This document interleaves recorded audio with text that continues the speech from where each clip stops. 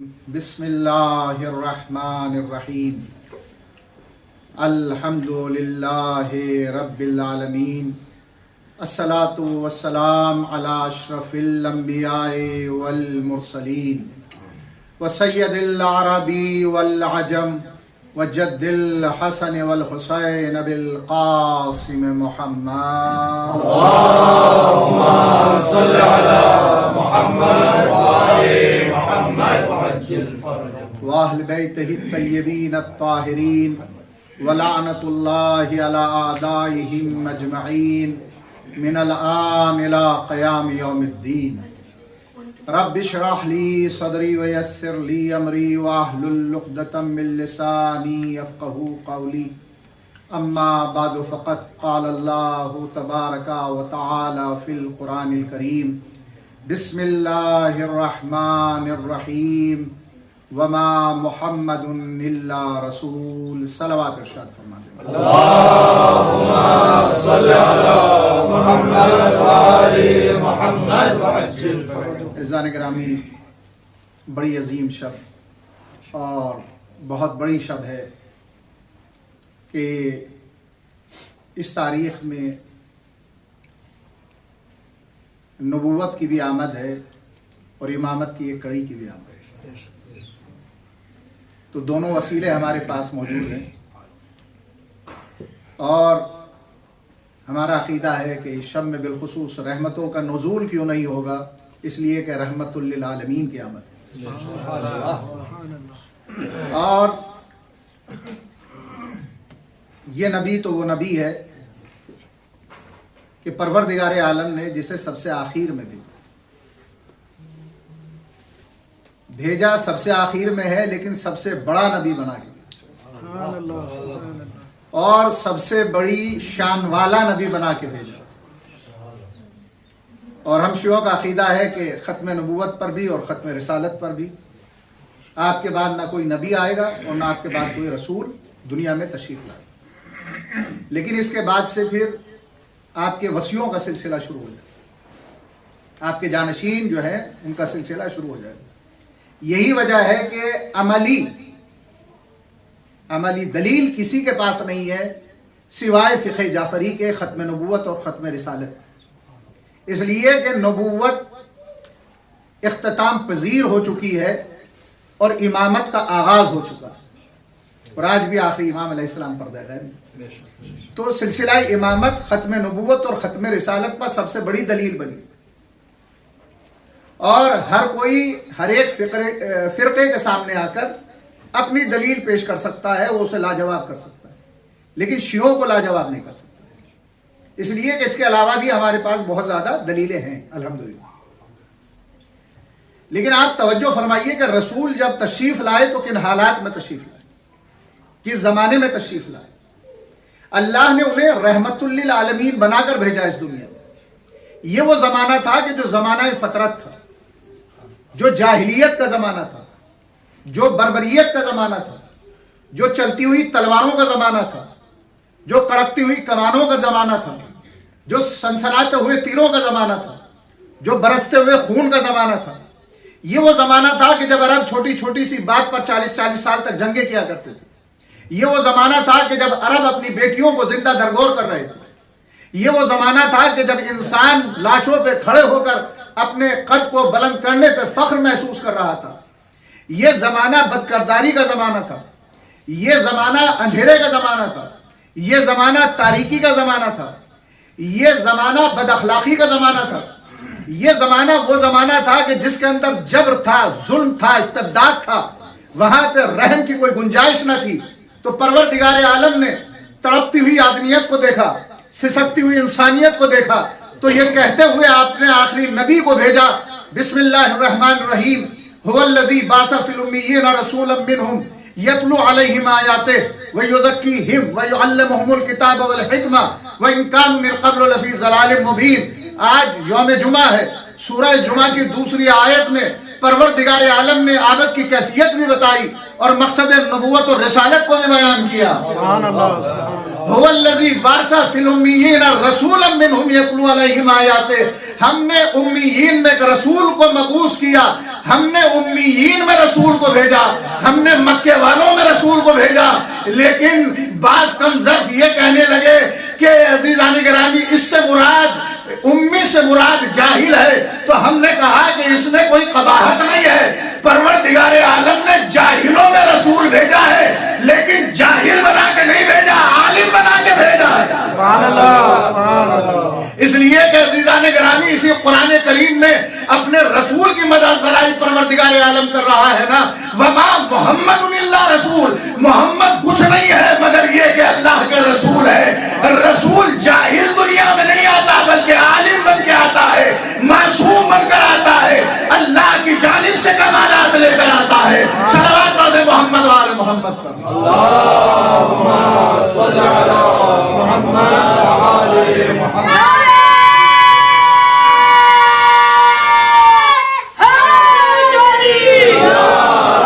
وما محمد الا رسول، محمد کچھ نہیں ہے مگر یہ کہ اللہ کے رسول۔ توجہ رکھیے گا عزیزان گرامی، کوئی ذریعہ تعارف ایسا نہیں ہے دنیا میں کہ جو رسول کے پاس موجود نہ ہو، لیکن پروردگار عالم نے قرآن میں جب اپنے حبیب کا تعارف کرایا تو عہدۂ رسالت کے ذریعے کرایا، وما محمد الا رسول، محمد کچھ نہیں ہے، اللہ کے رسول ہے، تاکہ امت کو معلوم ہو جائے کہ محمد ہم جیسا نہیں ہے۔ سبحان اللہ سبحان اللہ۔ وما محمد الا رسول، محمد کچھ نہیں ہے، کیا ہے؟ اللہ کے رسول ہے۔ اور یہ رسول کیسا رسول ہے؟ جس کی قصیدہ خوانی قرآن کریم میں متعدد جگہوں پہ کی گئی۔ کبھی کہا گیا بسم اللہ الرحمن الرحیم یا ایھا المزمل، کہیں پہ کہا گیا یا ایھا المدثر، توجہ رکھیے گا، کبھی کہا گیا سبحان الذی اسریٰ بعبدہ لیلا من المسجد الحرام الی المسجد الاقصی۔ اور یہ محمد کوئی معمولی شخصیت کے حامل نہیں ہے، بلکہ پروردگار عالم نے کہا الم نشرح لک صدرک، توجہ رکھیے گا، اے محمد ہم نے آپ کا شرح صدر کیا ہے، ہم نے آپ کے سینے کو کشادہ کیا ہے، ہم نے آپ کے یقین کو پختہ بنا کر دنیا میں بھیجا ہے، لیکن کیا کیا جائے امت کے مزاج کو؟ کہا کہ جبریل نے آپریشن کیا۔ شرح صدر کا مطلب یہ سمجھے کہ بائی پاس سرجری کر دی جبریل نے۔ توجہ رکھیے گا، بائی پاس سرجری کرنے نہیں آئے تھا جبریل، اس لیے کہ عزیزان گرامی وہ رسول کہ جس کے نواسے کے گہوارے سے ملائکہ کو شفا مل جائے۔ سبحان اللہ سبحان اللہ۔ کیا کوئی فرشتہ اس کی صحتیابی کے لیے آئے گا، اس کے آپریشن کے لیے آئے گا؟ یہ شرح صدر ہے کیا؟ میں ہر قنوت میں پڑھتا ہوں جناب موسیٰ کی اس دعا کو، تاکہ امت کے یہاں پر یہ معلوم ہو جائے امت کو کہ شرح صدر ہوتا کیا ہے۔ کہ جب اللہ نے جناب موسیٰ سے کہا ہے موسیٰ اب فرعون کی طرف قدم بڑھاؤ اور فرعون کے سامنے جاؤ، اور جب موسیٰ چلے تو دستے دعا کو بلند کر دیا، رب اشرح لی صدری، اے پروردگار تو میرے سینے کو کشادہ کر دے۔ تو علماء اسلام سے پوچھنا چاہتا ہوں کیا جبریل آئے؟ کیا جناب موسیٰ کے سینے کو چاک کیا؟ کیا آپریشن کیا جبریل نے؟ کہا کہ نہیں، یہاں پر مراد یہ ہے کہ پروردگار وہ طاقت عطا کر دے اور وہ یقین مستحکم مجھے عطا کر دے کہ میں فرعون کی نگاہوں میں نگاہیں ڈال کر بات کروں۔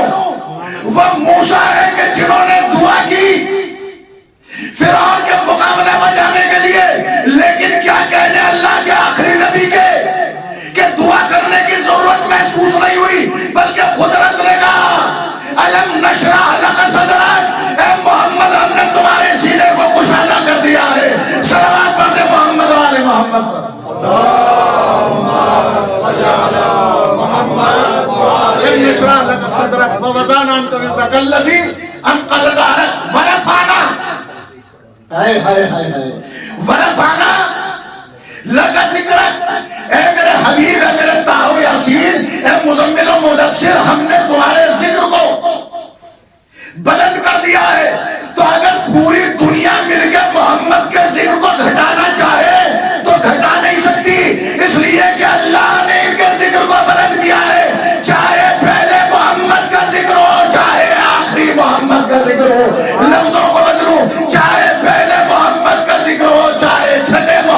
کا ذکر ہو.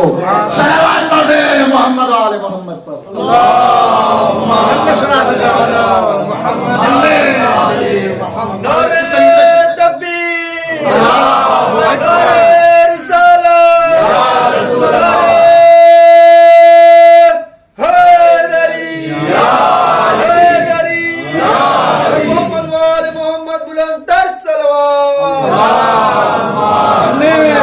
سینے کو کشادہ کر دیا عربی اور محمد عربی کو اس روح عرض پر بھیجا.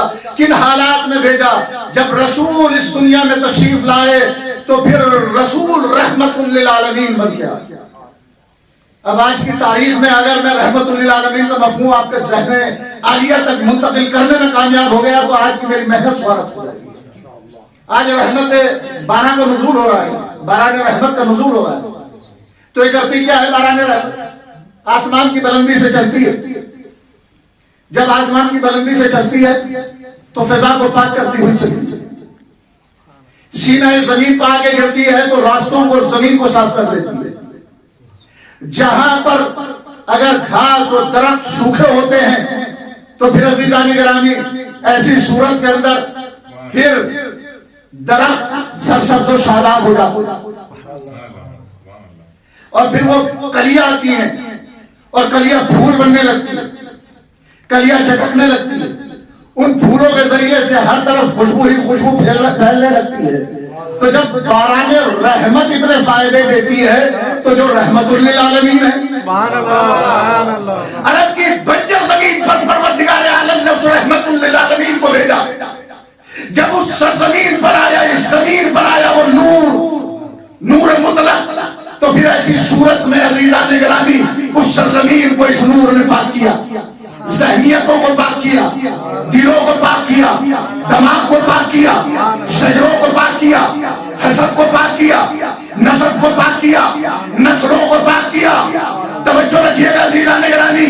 اور کیا کہنے سے رحمت للعالمین کے کہ اتنا ابر برسا کے بد اخلاقوں کو اخلاق سکھا دیا, بد کرداروں کو کردار کا درس دے دیا, جہالت کے گھٹا ٹوپ اندھیرے کے اندر علم کی شمع کو روشن کر دیا. یہ اللہ کا آخری نبی آ رہا تھا جو کبھی آیات کی تلاوت کر رہا تھا, جو کبھی تزکیہ نفس کر رہا تھا, جو کبھی کتاب کی تعلیم دے رہا تھا, جو کبھی حکمت کو سکھا رہا تھا. اس پورے معاشرے کے اندر اب دو طریقے کے طبقے تھے. ایک تو وہ تھے کہ جو اس رحمت سے مستفید ہوتے جا رہے تھے, ایک وہ تھے جو اس رحمت کے دشمن بنتے جا رہے تھے. اور جنہوں نے رحمت سے استفادہ کیا اور جو اس رحمت کے سائے میں آئے تو کوئی سلمان بنا, کوئی بوزر بنا, کوئی بلال بنا. تو عزیزان گرامی پھر وہ ایمان کے درجوں پر فائز ہوتے چلے گئے, لیکن اسی معاشرے کے اندر کچھ منافقین بنے, اسی معاشرے میں کچھ منافقین بنے. آج ہم سے کہتے ہیں کہ آپ کے یہاں پہ عظمت رسالت بیان نہیں ہوتی. ہماری 1400 سال کی تاریخ ہو گئی جواب دیتے رہتے, اب ہمیں بھی تو کچھ سوال کرنے دیجیے نا. یہ بتاؤ کہ 40 سال کے بعد نبی تم مانتے ہو یا ہم مانتے ہیں؟ نبی کو خاطی تم مانتے ہو یا ہم مانتے ہیں؟ نبی کو اپنا جیسا تم مانتے ہو یا ہم مانتے ہیں؟ نبی کو نوری تم نہیں مانتے یا ہم مانتے ہیں؟ نوری ہم مانے, آدم کی تخلیق سے پہلے ہم نبی کو نبی مانے, رسول کو رسول مانے, اور اس کے باوجود بھی الزام ہم پر ہے. ارے ہم تو جان گئے کہ تمہارا بزرگوں کا عقیدہ کیا تھا. تمہارے بزرگ کیسے تھے؟ جیسے تم ایسے تمہارے بزرگ. لوگ کہتے ہیں کہ نہیں جناب ہمارے بزرگ ایسے نہیں تھے. ارے کیا کوئی کائنات میں ایسا ہے کہ کوئی کسی سے محبت کرتا ہو اور اس کے بچے کو اذیت دیتا ہو؟ کوئی اس سے محبت کرتا ہو اس کی اولاد کو قتل کرتا ہو؟ کہا کہ نہیں مولانا یہ ممکن ہی نہیں ہے. وہ تو رسول کے بہت چاہنے والے تھے اور بڑے بڑے تھے. ہم نے کہا جیسے تمہارے بزرگ ایسے تم, اس لیے کہ ہم نے تمہیں دیکھ کے ان کا اندازہ کر لیا. آج تو رسول دنیا میں ظاہراً ہماری نگاہوں کے سامنے موجود نہیں ہے, لیکن مدینہ موجود ہے. مدینے میں مزار رسول پر روشنی موجود ہے, لیکن جنت البقیع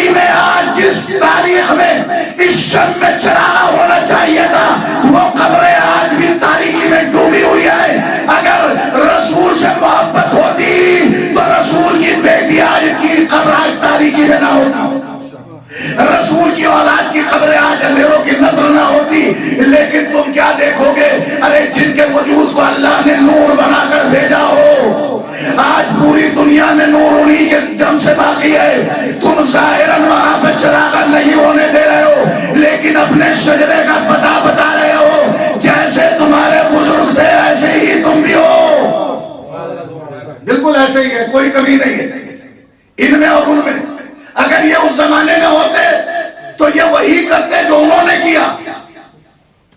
بھئی آج تو تمہارے ہاتھ میں اختیار ہے نا، اگر محبت رسول کا دعویٰ ہے تو پھر رسول کی بیٹی کی قبر بے سایہ کیوں، رسول کی اولاد کی قبر بے سایہ کیوں؟ آج ان کی قبروں کا بے سایہ ہونا اور وہاں پہ چراغاں نہ ہونا اس بات کی دلیل ہے کہ آپ آل رسول کی ایک قتل میں برابر کے شریک ہیں۔ صلوات پڑھیں محمد و آل محمد پر۔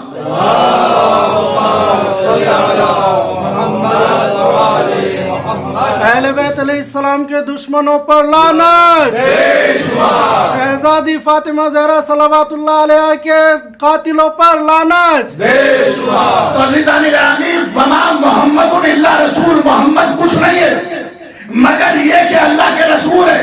بس میں اپنے بیان کو اب سمیٹنا شروع کر رہا ہوں۔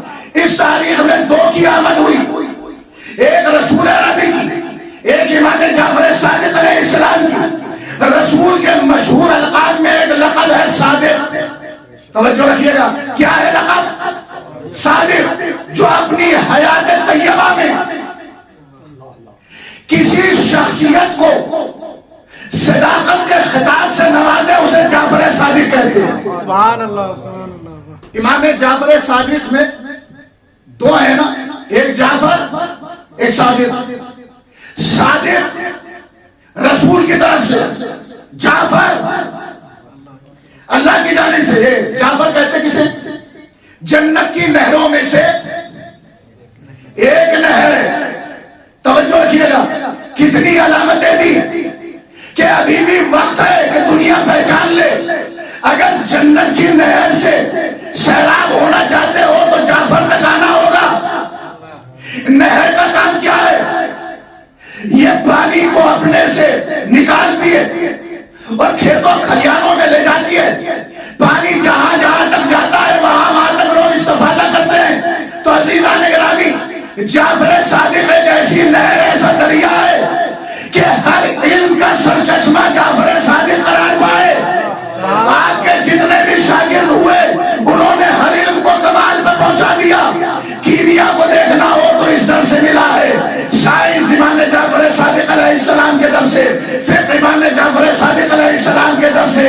ایک ایک علم جو نکلا ہے وہ اسی نہر سے نکلا ہے، اور آپ کے شاگرد پوری دنیا میں پھیل گئے۔ آج پوری دنیا میں جو علم موجود ہے وہ مرہون منت ہے امام جعفر صادق علیہ السلام کا۔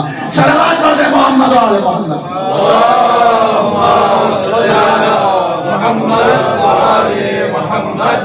اور رسول کی فضیلتوں میں سے ایک فضیلت اور ہے جو قرآن میں بیان ہوئی، بسم اللہ الرحمن الرحیم، والضحیٰ واللیل۔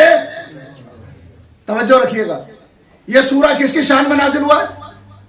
رسول کی۔ والضحیٰ، دن جب اپنے شباب پہ ہوتا ہے تو اس کی قسم،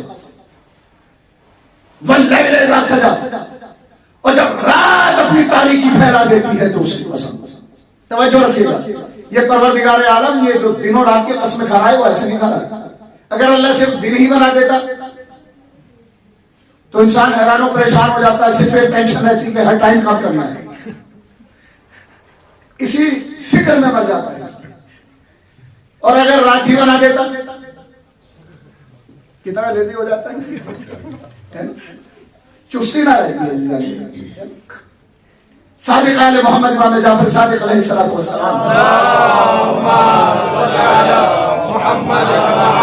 اپنے غلام کو کسی کام سے بھیجا، غلام گیا، تاخیر ہوئی، غلام نہیں آیا، مولا خود تلاش میں گیا غلام، دیکھا کہ محو استراحت ہے، مولا نے اس کے سرحانے بیٹھ کر اسے ہوا دینی شروع کی۔ جیسے ہی وہ بیدار ہوا تو امام علیہ السلام کو دیکھا، اٹھ کر بیٹھ گئے اور کہتا ہے کہ مولا میں بڑا معذرت خواہ ہوں۔ مولا مسکرائے اور فرمایا کہ اللہ نے دن کام کرنے کے لیے بنایا اور رات آرام کرنے کے لیے بنائی ہے، تو لہذا آئندہ سے خیال رکھنا۔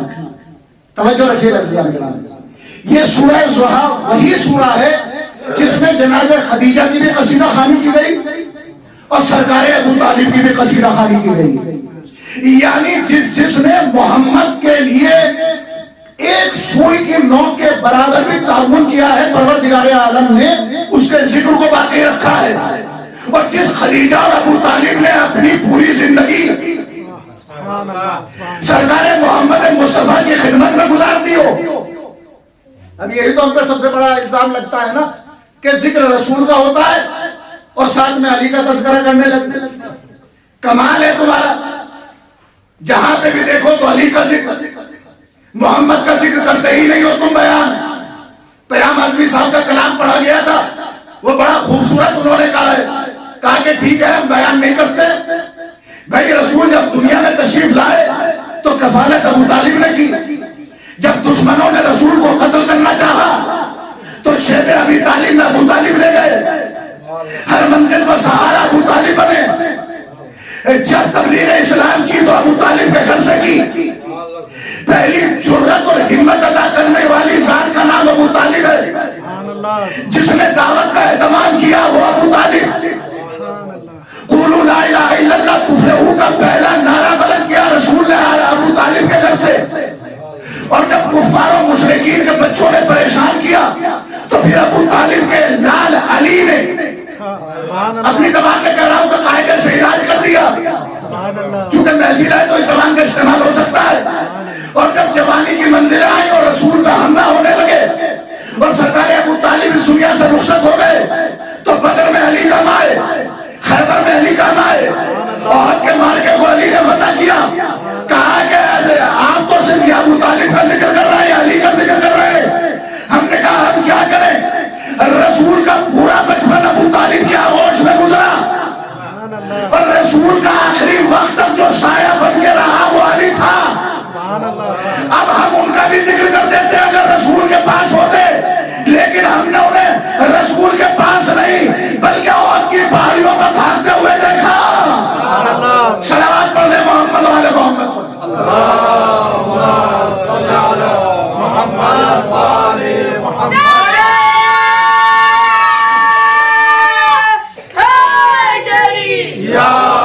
احمد کی بات میں حیدر کی بات ہے، اب کیا کیا جائے کہ کہاں بھی محمد کا ذکر ہوتا ہے وہاں علی کا بھی ذکر ہوتا ہے۔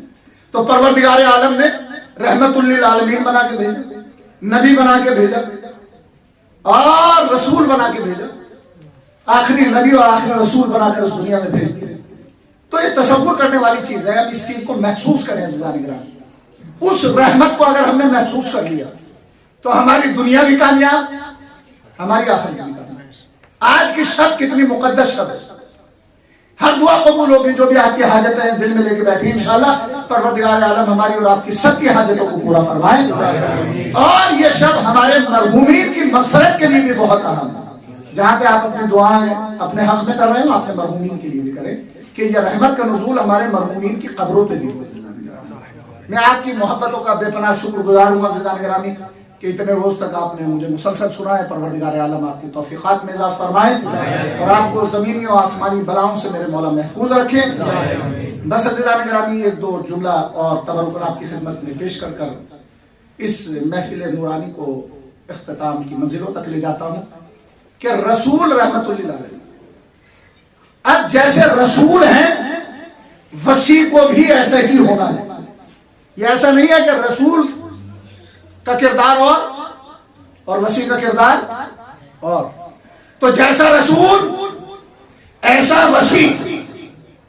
اگر رسول کا چہرہ وضحا ہے تو وسیع کا چہرہ بھی وضحا ہونا چاہیے، اگر رسول کی زلفیں واللین ہیں تو وسیع کی زلفیں بھی واللین ہونی چاہیے، اگر رسول کی آنکھیں والنجم ہیں تو وسیع کی آنکھیں بھی والنجم ہونی چاہیے۔ مصر کا ایک شخص ہے، غصے میں اپنی زوجہ کو طلاق دی علماء سے استفتاء کیا، مطمئن نہیں ہوا، مدینے آیا، دربار میں پہنچا، سوال کیا، کہا کہ طلاق ہو گئی ہے، مطمئن نہیں ہوا۔ جب دربار سے نکلا تو یہ کہتا ہوا نکلا بہت بڑی غلطی کی ہے میں نے، اور میں بڑا پچھتا رہا ہوں کہ میں نے اسلام کو قبول کیا۔ پاس میں ایک علی کا چاہنے والا تھا، بازو تھا، کہا کہ اسلام کو پوچھنا تھا، غلطی تیری ہے کہ تو وصیہ رسول کو نہیں سمجھ پائے۔ کہا کہ وصیہ رسول کہاں ملیں گے؟ کہا کہ ملاقات تو ہو جاتی لیکن نظر بند کر دیا گیا ہے سرکار امام جعفر صادق علیہ السلام۔ کافی کوشش کی لیکن مولا کی خدمت تک نہیں پہنچ پایا۔ 3 مہینہ مسلسل کوشش کرتا رہا، ایمان آپ کا وہاں جائے گا انشاءاللہ، دیکھیے گا روحانیت۔ 3 مہینے مسلسل کوشش کرتا رہا کہ مولا سے ملاقات ہو جائے۔ ایک مرتبہ مصر کے لیے نکلا، آدھے راستے سے پھر واپس آ گیا کہ جب تک میں مطمئن نہیں ہو جاؤں گا، اپنے مولا سے ملاقات نہیں کروں گا، اس وقت تک میں واپس نہیں جاؤں گا۔ توجہ رکھیے گا عزیزان کرام۔ ایک مرتبہ ایک سبزی بیچنے والے کو دیکھا، 3 مہینے پہلے، کہا کہ سبزی والے ذرا قریب، میں تیری سبزیاں خریدنا چاہتا ہوں۔ کہا کہ کتنا چاہتے ہو؟ کہا کہ ساری سبزیاں۔ پہنچ گئے نا؟ کہا کہ اچھا اپنا لباس بھی مجھے بیچ دو۔ ساری سبزیاں خریدی، لباس سبزی والے کا پہنا، اب سبزی والا بن گیا، مولا کی زیارت جو کر دی۔ ایک مرتبہ چلا، پہلی پوسٹ آئی، کہا کہ کدھر جا رہا ہے؟ کہا کہ سبزیاں بیچنے کے لیے۔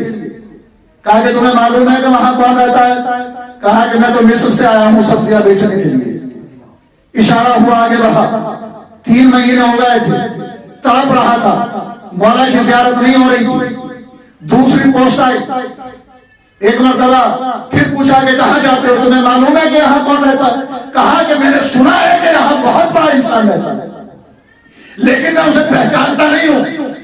بالکل صحیح کہا، اس لیے کہ امامت کو کون پہچان سکتا ہے بغیر امامت کو، نبوت کے؟ نبی اور امام ہی نبی اور امام کو پہچان سکتا ہے۔ اور ایک مرتبہ دھیمے دھیمے قدموں سے چلا، اب مولا کا بیت الشرف کا دروازہ آیا، قدم آگے بڑھانا چاہتا ہے تو اسے معلوم ہے اگر قدم آگے بڑھ گیا تو پیچھے نہیں ہٹ سکتا۔ مولا کے گھر کے دروازے کی طرف دیکھا، ایک مرتبہ دروازہ کھلا، مولا کا غلام نے آواز دی، اے سبزی بیچنے والے، اے سبزی فروش، تجھے میرے مولا نے بلایا ہے، اس لیے کہ کل تو بہتر سبزیاں نہیں دے کر گیا تھا، آج مولا خود تیری سبزیاں خریدنا چاہتے ہیں۔ توجہ رکھیے گا عزیزان گرامی، بھائی یہ قدم آگے بڑھانا ہی چاہتا تھا۔ ایک مرتبہ سپاہی آئے، اس کے بازو کو تھاما، کہا کہ کہاں جاتا ہے؟ ان پہ تو پابندی ہے، تو گھر میں داخل ہو نہیں سکتا۔ کہا کہ اس غلام سے بات کرو۔ کہا کہ میرے آقا آج خود سبزیاں خریدنا چاہتے ہیں۔ کہا کہ ٹھیک ہے کہ ہم تمہارے ساتھ چلیں۔ کہا کہ چلو، 2 سپاہی ساتھ چلے، جیسے منکر و نکیر چل رہا ہے نا، آگے بڑھے، اور جیسے ہی آگے بڑھے تو صادق آل محمد کا انتظار کر رہا ہے۔ ایک مرتبہ حجرے کا دروازہ کھلا، اور جیسے حجرے کا دروازہ کھلا تو ایک مرتبہ وہی چہرہ نظر آیا جو محمد کا چہرہ تھا، وہی امامہ نظر آیا جو محمد کا امامہ تھا، وہی انداز نظر آیا جو محمد کا انداز تھا۔ اور جیسے ہی سبزی دینے کے لیے آگے بڑھا اور اپنے کان کو مولا کے دہن کے قریب کیا تو میرے مولا نے فرمایا، اے میرے چاہنے والے، تجھے طلاق نہیں ہوئی ہے؟ دھیرے سے کہا، مولا میں نے تو کوئی مسئلہ ہی بیان نہیں کیا۔ کہا کہ امامت سوالوں کا محتاج نہیں ہوا کرتی ہے۔ سبحان اللہ۔ بھائی ایک مرتبہ جیسے ہی گفتگو شروع ہوئی عزیزان گرامی، سپاہی سمجھ گئے یہ کوئی اور نہیں ہے بلکہ یہ بھی مولا کا چاہنے والا ہے۔ تو ایک تو پیغام یہ ملا کہ طرف کیسی ہونی چاہیے غیبت امام میں۔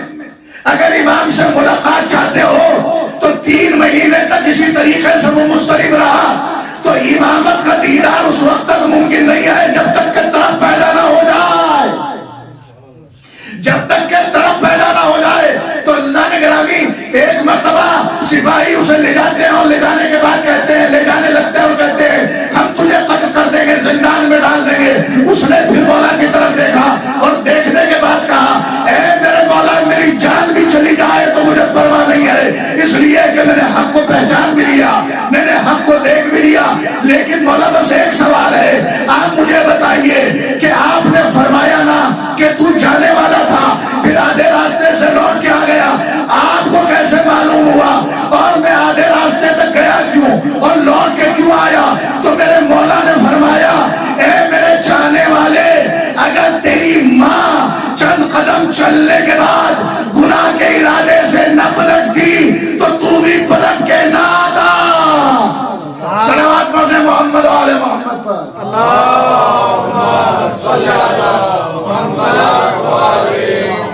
बुज़ुर्गान गिरामी, आज सादिकीन की महफिल है, परवरदिगार आलम बहक़ मोहम्मद व आले मोहम्मद हाज़रीन की दिल मुरादों को पूरा फरमा। मौला के चाहने वाले जहाँ के उनकी जान माल इज़्ज़त व नामूस की हिफाजत फरमा। परवरदिगार बहक़ मोहम्मद व आले मोहम्मद हमें इनका सच्चा पैरोकार करार दे। इनकी रहमत ख़ास और निगाह करम हम पर हमेशा बनी रहे। परवरदिगार आलम, हम तेरी बारगाह में दस्त बदुआ हैं। जो कौम की बेटियां घरों में बैठी हुई उन्हें इज्जत के साथ रुखसत फरमा। जो बेमकान है उन्हें मकान अता फरमा। जो बे औलाद है उन्हें औलाद अता फरमा। इमाम ज़माना के ज़हूर में ताजील फरमा और हमको उनके आवान व अंसार में शुमार फरमा। रब्बना तक़ब्बल मिन्ना इन्नका अंतस समीउल अलीम। नारे हैदरी, नारे सलावत, जो बीमार हो जल्द पाए शफा, इलाही बराए इमामे ज़मान, हमें हौल महशर से दे तो अमान। क़यामत में मशहूर होगा अली, उठे कब्र से कह के हम या अली, है पाँच वनों में जहार गतन, अहमद वाली ज़हरा व हसन, शबीर से ले इमाम ज़मान, शबीर से ले इमाम ज़मान, हर एक पे पढ़ो सलवात, पढ़ो सलवात, सलवात के उस पे निसार गोहर, जो नबी बुलंद सिफात हुए।